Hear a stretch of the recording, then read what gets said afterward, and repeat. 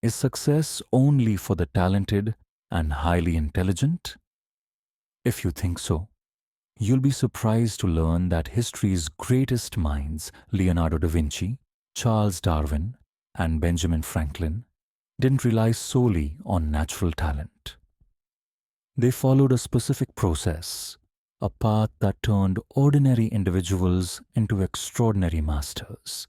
Today we're diving into Mastery by Robert Greene, a book that reveals the secrets of becoming a master in any field.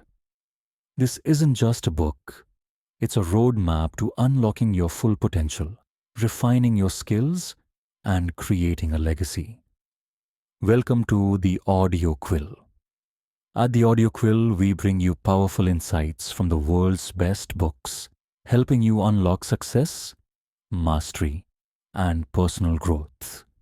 Whether you want to develop new skills, master your craft, or transform your mindset, our audiobook summaries make learning easy and engaging. Subscribe now and start your journey to greatness.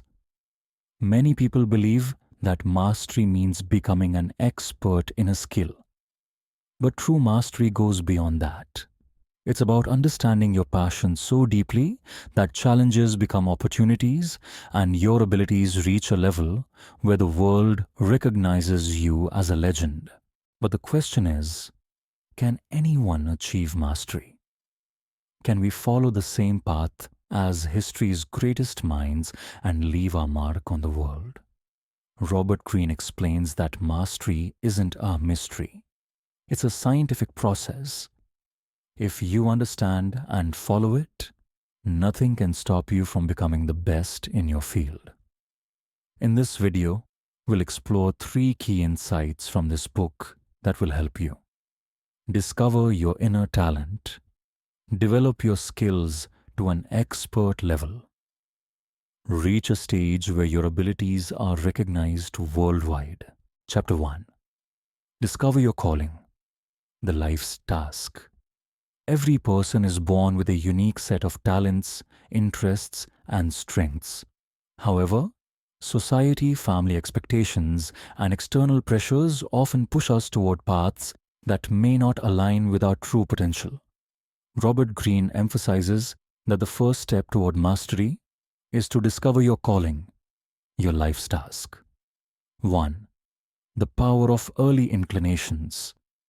Greene suggests that childhood is the key to unlocking our natural inclinations. The activities that fascinated us as children often hint at our true passions.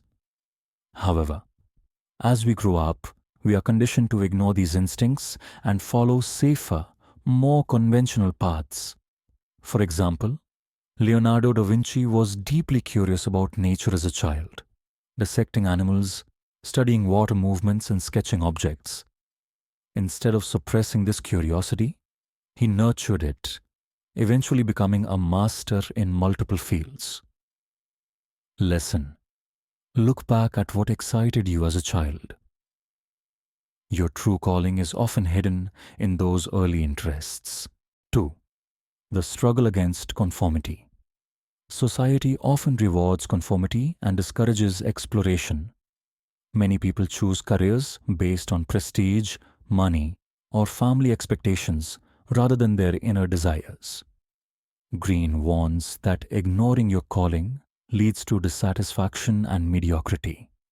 He advises taking control of your choices and making career decisions based on personal fulfillment, not societal pressure. Even if the path seems unconventional or difficult, staying true to your nature will bring long-term success. Lesson. Do not let society dictate your path. Follow your instincts, even if they lead to uncertain or unconventional routes. 3. The importance of choosing the right apprenticeship. Once you identify your calling, the next step is to gain experience and refine your skills. This often involves working under mentors, taking on apprenticeships, or learning from real-world challenges. Greene highlights the importance of choosing experiences that push you toward mastery rather than comfort. For instance, Charles Darwin initially studied medicine and later theology, but neither field interested him. However, his passion for nature led him to join the voyage of the HMS Beagle, where he conducted observations that eventually shaped his groundbreaking theory of evolution. Lesson: seek out environments and mentors that challenge and refine your skills rather than settling for comfort or stability. 4. The emotional pitfalls to avoid. Greene warns about emotional pitfalls such as doubt, fear, and external criticism. Many people abandon their calling due to the fear of failure or rejection. However, true mastery requires resilience and persistence. He emphasizes that setbacks should be seen as learning opportunities rather than failures. Every great master faced rejection or struggled at some point, but they remained committed to their path. Lesson: embrace failures as lessons. Persistence and resilience are key to achieving mastery. Chapter 2: Submit to reality. The ideal apprenticeship. Once you have identified your life's task, the next step toward mastery is to undergo an apprenticeship, a period of intense learning where you build the foundation for your expertise. Robert Greene emphasizes that this phase is crucial because it helps you develop real-world skills, absorb knowledge, and cultivate discipline. 1. The 3 phases of apprenticeship. Greene breaks the apprenticeship process into 3 key phases. A. The observation phase, learning without ego. When you start something new, your first job is not to prove yourself, but to observe and absorb as much as possible. Your ego can become your biggest enemy. Many beginners want to impress others too soon, but true learning requires humility. Example: Henry Ford started as an apprentice machinist, watching and learning from experts before experimenting on his own. Lesson: be patient. Absorb knowledge like a sponge before trying to make a mark. B. The practice phase, developing skills through repetition. Once you understand the fundamentals, it's time to start practicing deliberately. The key is repetition. The more you do something, the better you get at it. Mistakes are part of the process. They help refine your skills. Example: Benjamin Franklin mastered writing by copying articles from newspapers, breaking them down, and rewriting them in his own words. Lesson: consistent practice leads to expertise. Embrace mistakes as learning opportunities. Chapter: the experimentation phase, finding your unique path. After mastering the basics, you can start experimenting and developing your unique style. This phase allows you to step out of your mentor's shadow and bring creativity into your work. Example: Mozart spent years studying music under his father before developing his own revolutionary style. Lesson: once you master the fundamentals, take creative risks and innovate. 2. The right attitude for apprenticeship. Greene highlights the mindset needed for a successful apprenticeship. Be open-minded. Do not resist new methods, even if they challenge your existing beliefs. Embrace criticism. Feedback is essential for growth. Instead of taking it personally, use it to improve. Avoid shortcuts. Many people want quick success, but true mastery requires years of dedication. Be adaptable. Learn from different people and sources instead of relying on just one mentor. 3. Finding the right mentor. A mentor can accelerate your learning by guiding you through challenges and providing valuable insights. However, choosing the right mentor is critical. Find someone who aligns with your goals and values rather than just someone famous or successful. Learn by observing how they work, handle problems, and make decisions. Over time, you will need to break away from your mentor and carve your own path. Example: Alexander the Great was mentored by Aristotle, who gave him a strong foundation in philosophy, strategy, and leadership. But eventually, Alexander surpassed his teacher and became a world-renowned leader.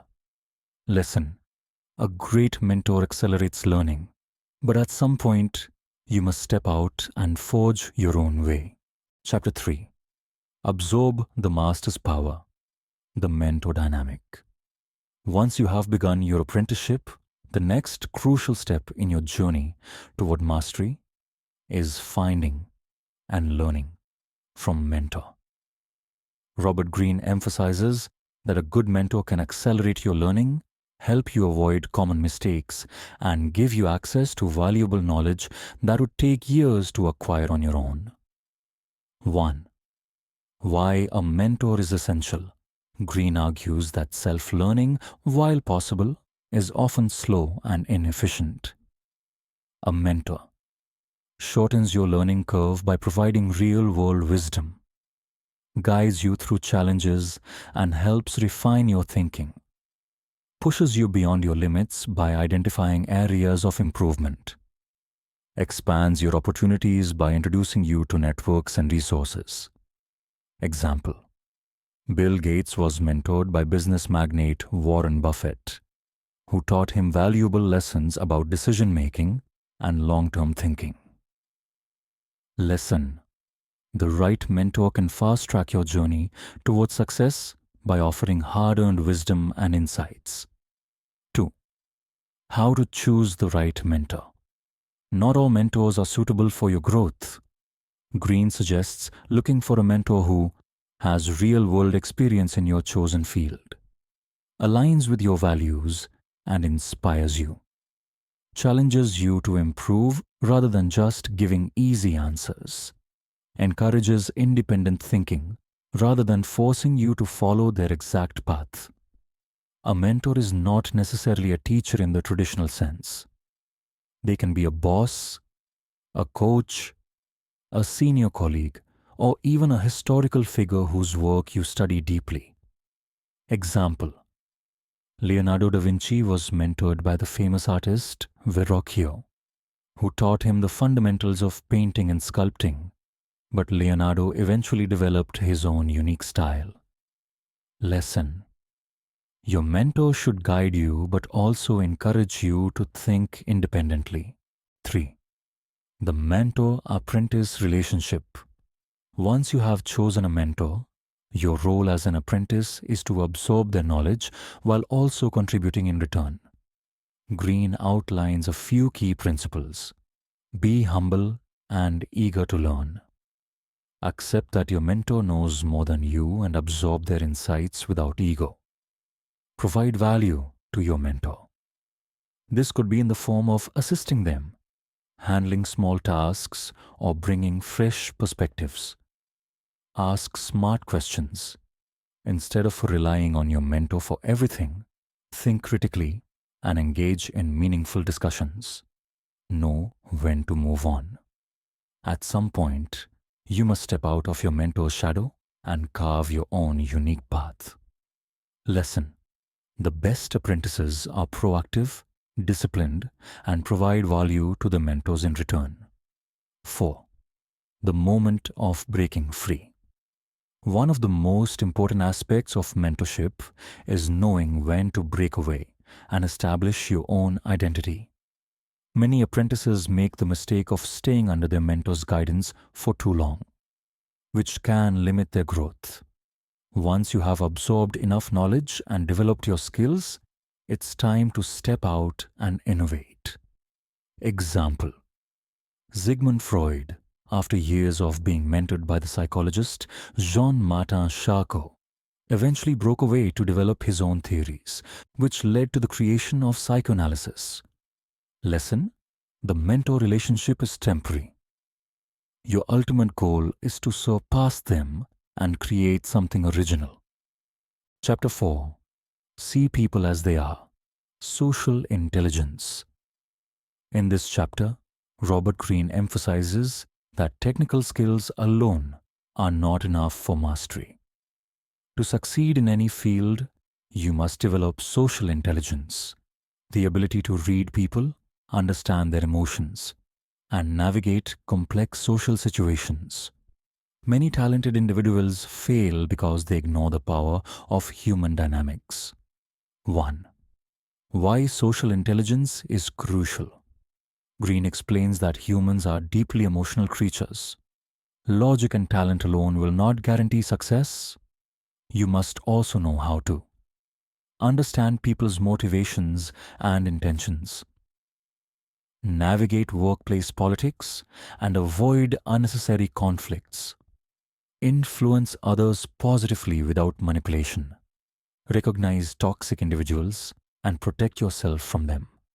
Example: Steve Jobs, despite his technical brilliance, struggled early in his career because of his lack of social intelligence. Over time, he learned how to inspire people, manage relationships, and lead teams effectively, which helped him build Apple into a global powerhouse. Listen, success is not just about skills, it's about understanding and managing people effectively. 2. How to read people accurately. Greene stresses that most people hide their true thoughts and feelings. However, their body language, tone, and micro expressions often reveal the truth. To develop sharp social intelligence, you must observe before speaking. Notice how people interact, their expressions, and their reactions. Listen deeply. Pay attention to not just what people say, but how they say it. Detect patterns. People's actions often follow predictable behaviors. Learn to recognize them. Watch for contradictions. If someone's words and actions don't align, trust their actions.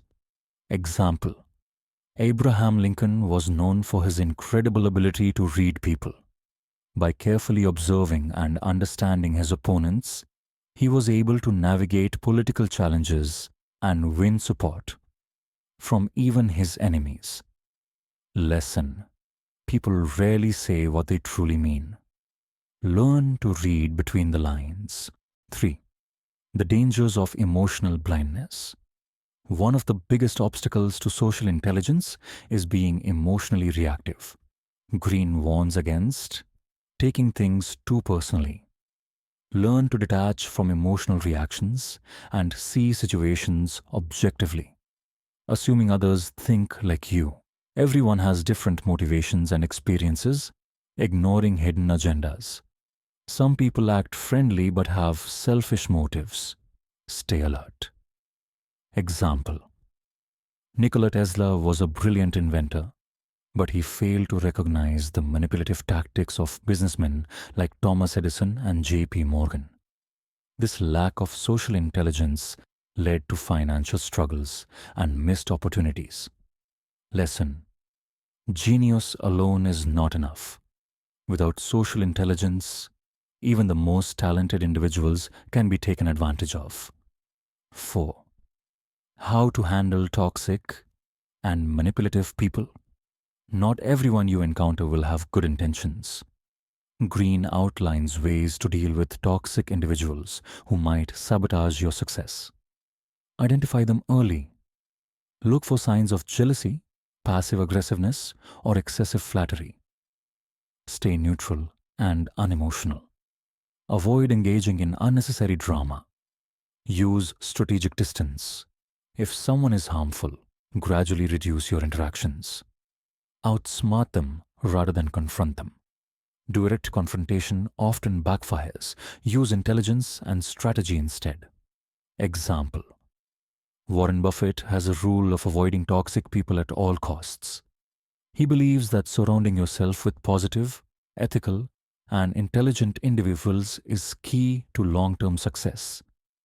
Lesson: toxic people drain your energy. Learn to protect yourself from them.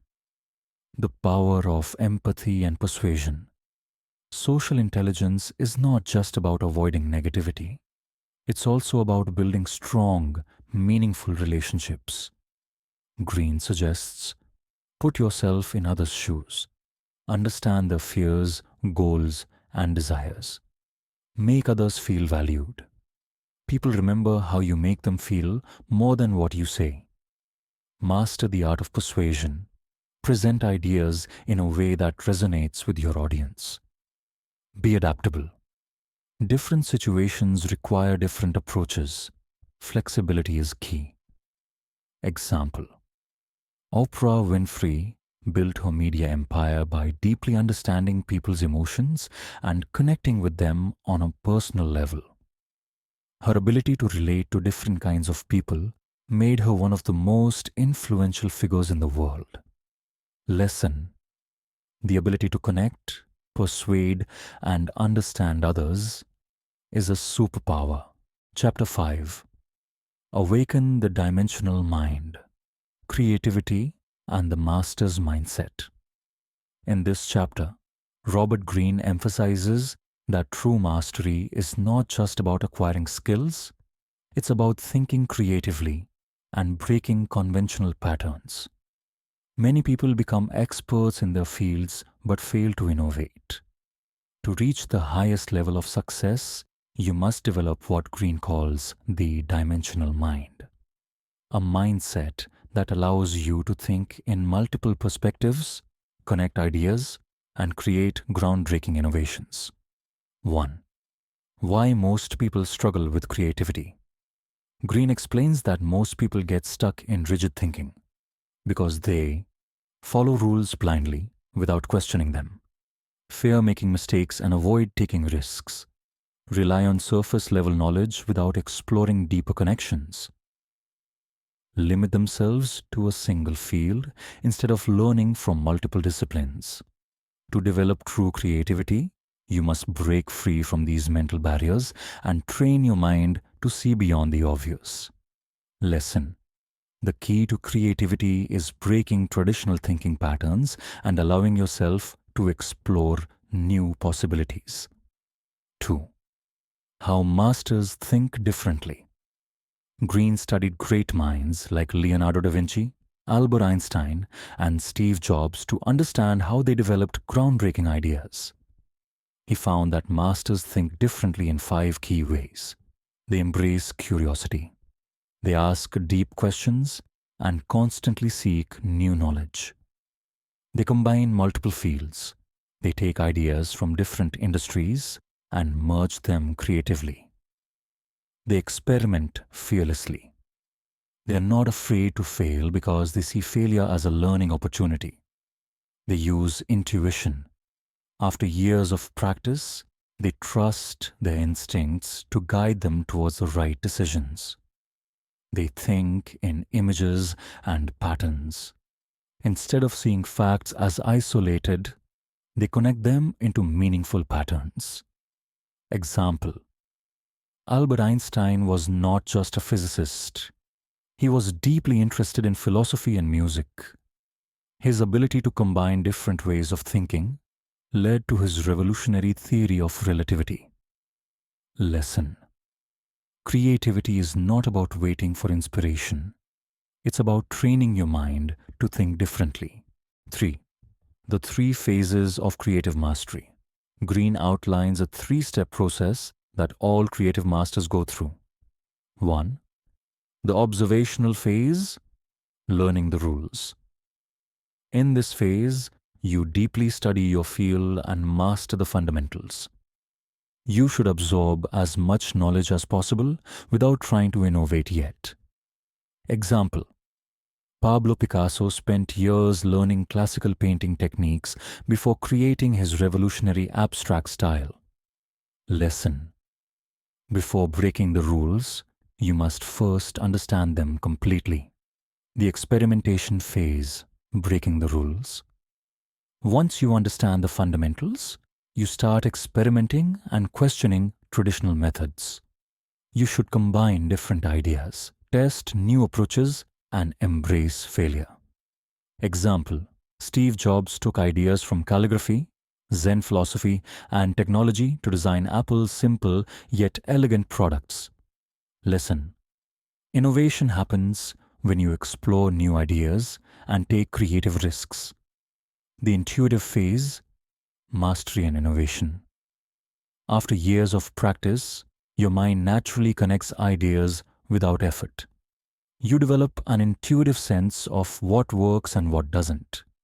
Example: Michael Jordan didn't just play basketball, he had an instinctive understanding of the game, allowing him to anticipate opponents' moves before they happened. Lesson: the final stage of mastery is when creativity becomes second nature. 4. How to cultivate a creative mindset. Greene provides practical strategies for developing a highly creative and innovative mindset. Expose yourself to different fields. Learn from art, science, music, psychology, and business. Ask deeper questions. Instead of just accepting facts, ask why things work the way they do. Embrace daydreaming. Many creative breakthroughs happen when your mind is relaxed. Take creative risks. Don't be afraid to challenge existing ideas and try something unconventional. Develop patience. Creativity is a long-term process. It takes years of exploration and practice. Example: Leonardo da Vinci was not just a painter. He studied anatomy, engineering, and physics. His ability to connect different subjects made his work uniquely innovative. Lesson: creativity thrives when you explore multiple fields and allow yourself to think freely. 5. Overcoming creative blocks. Many people struggle with creativity because they feel stuck, uninspired, or afraid of failure. Greene offers solutions to overcome these blocks. Fear of failure. Reframe failure as learning. Every mistake is a lesson. Perfectionism. Focus on progress, not perfection. Creativity is messy. Lack of ideas. Take a break and explore different environments. Inspiration comes from new experiences. Rigid thinking. Challenge your own beliefs and perspectives. Ask what if more often. Example: J.K. Rowling struggled with creative blocks and rejection for years, but she kept writing and experimenting until she found the right idea. Harry Potter. Lesson: creativity is not about always having ideas. It's about consistently exploring and experimenting. Final thoughts on mastery. Mastery is not just about learning a skill. It's about transforming your mind to think, create, and innovate at the highest level. Through these 5 chapters, we've explored how to embark on the journey of mastery, develop deep focus, embrace struggle, cultivate patience, and unlock creativity.